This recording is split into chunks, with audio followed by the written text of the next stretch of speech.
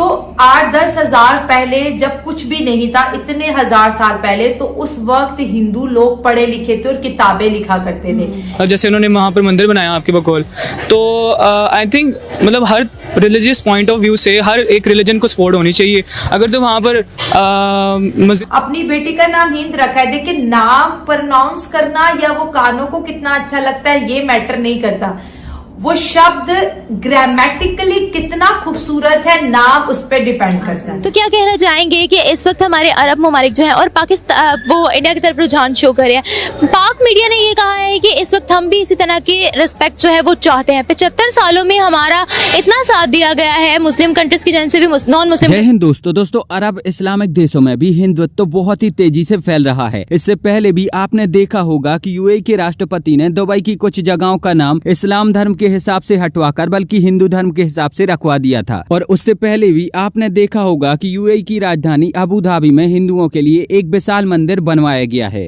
Princess की बेटी का नाम हिंद रखा गया और हिंद का मतलब है ब्रेव एंड करेजियस। लेकिन हिंदू गुरु के तहत ऋग्वेद में हिंदू नाम का शब्द इस्तेमाल हुआ है, हिंदू शब्द इस्तेमाल हुआ है जो कि बहुत पुराना है। और मुगल कैसे दे सकते हैं, क्योंकि अगर किताबें देखी जाए तो हिंदू धर्म की किताबें 8-10 हजार साल पुरानी हैं। और अगर आज की साइंस की बात की जाए तो साइंस की जहां पर अगर हमके स्ट्रॉन्ग गाइडलाइन है तो वो भी हिंदू किताबों से ही कनेक्टेड है। तो 8-10 हजार पहले जब कुछ भी नहीं था, इतने हजार साल पहले, तो उस वक्त हिंदू लोग पढ़े लिखे थे और किताबें लिखा करते थे। ये चीज पूरी दुनिया को बहुत ज्यादा सरप्राइज करती है कि हमारे बीच एक ऐसी नेशन मौजूद है जब 10,000 साल पहले कुछ नहीं था तो वो 10,000 साल पहले कलम से लिखना जानते थे। तो ये उनकी सिविलाइजेशन, उनकी तरक्की की 10,000 साल पहले ही शुरुआत है।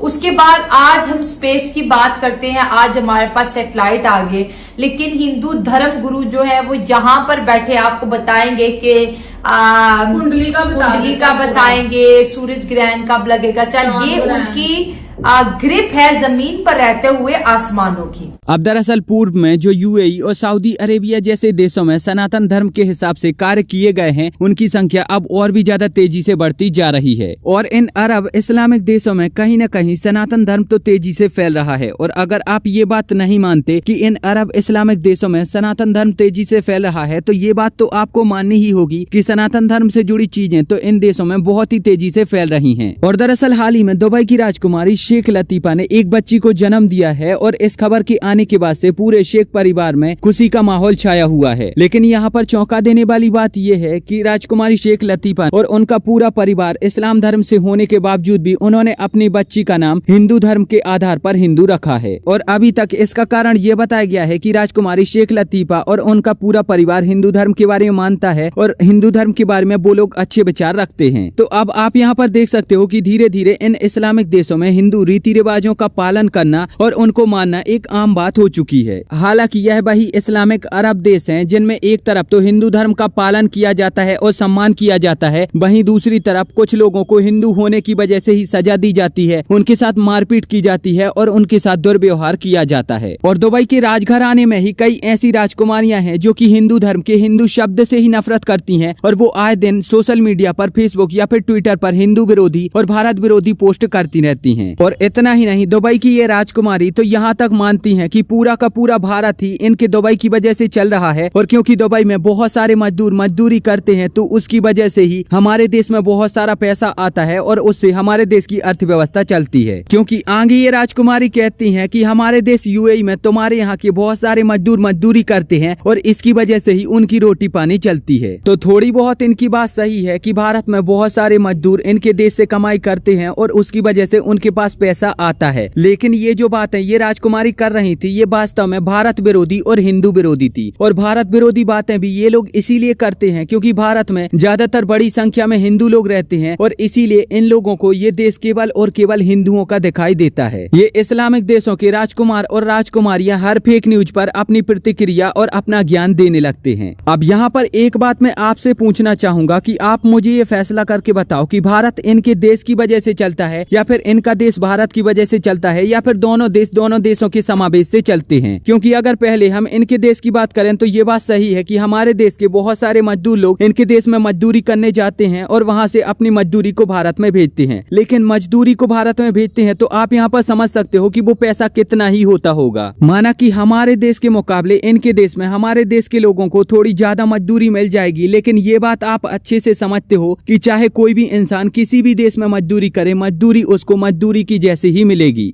अब अगर दूसरी तरफ हम ये बात करें कि आखिरकार हमारे देश से इनके देश को क्या फायदा होता है, तो हमारे देश से हर साल हजारों की संख्या में करोड़पति लोग इनके देश में शिफ्ट हो रहे हैं और वहाँ पर व्यापार कर रहे हैं, अपना बिजनेस फैला रहे हैं और वहाँ से केवल और केवल इनकी सरकार को फायदा होता है, क्योंकि हमारे देश से हर साल हजारों की संख्या में डॉलर मिलीनियर इनके देश में जाते हैं और डॉलर मिलीनियर वही होता है जिसके पास 7 करोड़ या उससे ज्यादा का कैश होता है। तो पहली बात तो आप यहाँ पर यही देख लो कि हमारे देश में इनके देश से मजदूरी आती है और हमारे देश से इनके देश में मिलीनियर जाते हैं और वो करोड़ों अरबों रुपए का फायदा हर साल प्रत्यक्ष और अप्रत्यक्ष रूप से दुबई और या फिर यूएई की सरकार को करवाते हैं। तो इससे इनके देश की सरकार को डायरेक्ट तो पैसा कमाने का मौका मिलता ही है, साथ ही साथ इनके कई और बहुत बड़े बड़े फायदे हो जाते हैं। दूसरी बात, हमारे यहाँ से हजारों और लाखों की संख्या में लोग हर साल इनके देश में दुबई या फिर अबू धाबी को भ्रमण करने जाते हैं और इसकी वजह से भी इनको अरबों का फायदा होता है। तीसरी बात और आप यहाँ पर सुन लो कि भारत और यूएई का जो ट्रेड है उसमें भी यूएई को बहुत सारा फायदा होता है। यूएई अफ्रीका से बहुत सस्ते दामों पर सोना और पेट्रोल और गैस वगैरह खरीद कर भारत को महंगे दामों पर एक्सपोर्ट करता है और इससे भी यूएई को हर साल भारत से अरबों रुपए का फायदा होता है। कई और ऐसे बड़े बड़े फायदे हैं जिससे जो अरब देशों की सरकारें हैं वो भारत से मोटा पैसा कमाती हैं, लेकिन अगर यहाँ पर मैं उनको गिनाने लगूंगा तो ये वीडियो बहुत ही ज्यादा लंबी हो जाएगी। इसके अंदर वो किसी रिलीजियस पॉइंट ऑफ व्यू से किसी एक फिरके को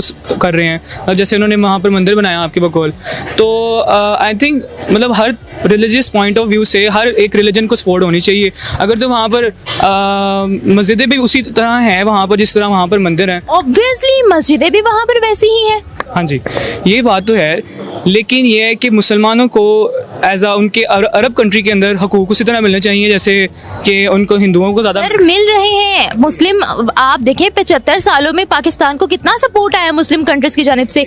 यूएई में मुसलमानों को भी मिल रहे हैं। हाँ, पाकिस्तानियों के लिए गेट आउट पाकिस्तान का जो है वो ट्रेंड लगा दिया गया है। गवर्नमेंट निल है, 75 साल हो गए हैं, कोई मुखलिस लीडर हमारे पास नहीं आया है। और आवाम की अगर बात करें तो आवाम भी उस तरीके से अपनी कौम के साथ, अपने वतन के साथ सिंसियर नहीं है। उसके बरक्स अगर इंडिया की बात की जाए, they are more hard working. अब मुझे ये बताएगा कि जिस तरीके से अब हमें नजर आ रहे हैं तमाम मामलात हमारी गल्फ कंट्रीज के, अरब कंट्रीज के, मुस्लिम कंट्रीज के, आपको क्या लगता है कि अब जो मेजर उनकी ट्रेड होने वाली है, जो मेजर बिजनेस होने वाला है, जो मेजर कंट्रोल करने वाली कंट्री है इन ममालिक को, वो इंडिया होने वाली है? तो अब आप खुद मुझे फैसला करके बताओ कि किस देश को किस देश से ज्यादा फायदा होता है। और यहाँ पर मुझे ये भी बताओ कि भारत यूएई से चलता है या फिर यूएई भारत से चलता है। अपनी प्रतिक्रिया आप हमें नीचे कमेंट में जरूर बताएं और अगर आपको ये वीडियो अच्छी लगी है तो प्लीज इस चैनल को सब्सक्राइब करके बेल आइकन जरूर दबाएं।